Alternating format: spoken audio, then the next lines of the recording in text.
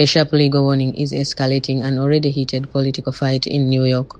Prominent attorney Dershowitz says that if New York City Mayor Zohran Mamdani tries to interfere with Israeli Prime Minister Benjamin Netanyahu's upcoming visit, the mayor himself could face legal consequences.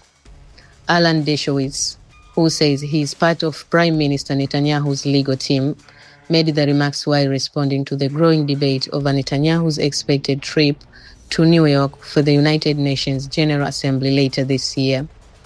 Dershowitz declared, I quote, "I'm one of Bibi Netanyahu's lawyers. If Mamdani does anything to interfere with Bibi Netanyahu's arrival in New York and a speech, he will be arrested." End of quote. His comments add another dramatic chapter on ongoing dispute that has drawn national and international attention. The controversy began after Mayor Zohran Mamdani previously suggested he wanted Israel Prime Minister Benjamin Netanyahu arrested because of the International Criminal Court warrant issued against the Israel leader in 2024. However, Mamdani has since acknowledged that New York City itself does not have the legal authority to carry out such an arrest.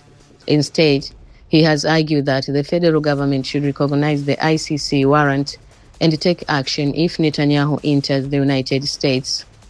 President Donald Trump has also weighed in on the issue. The president has made it clear that Netanyahu will not be arrested while visiting the United States.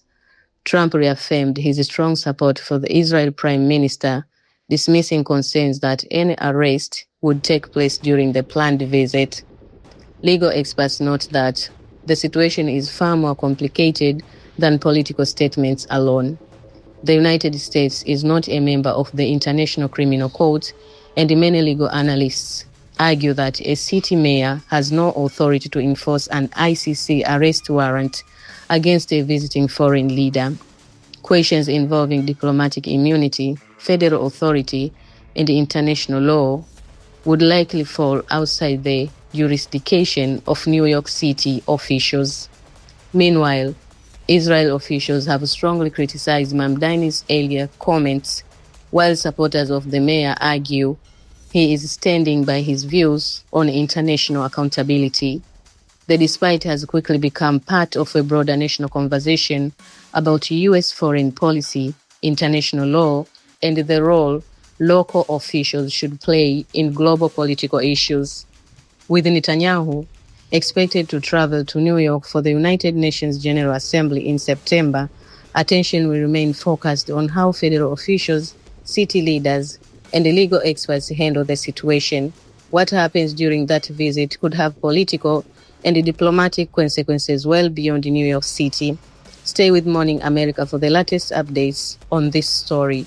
What do you think? Let us know in the comments below.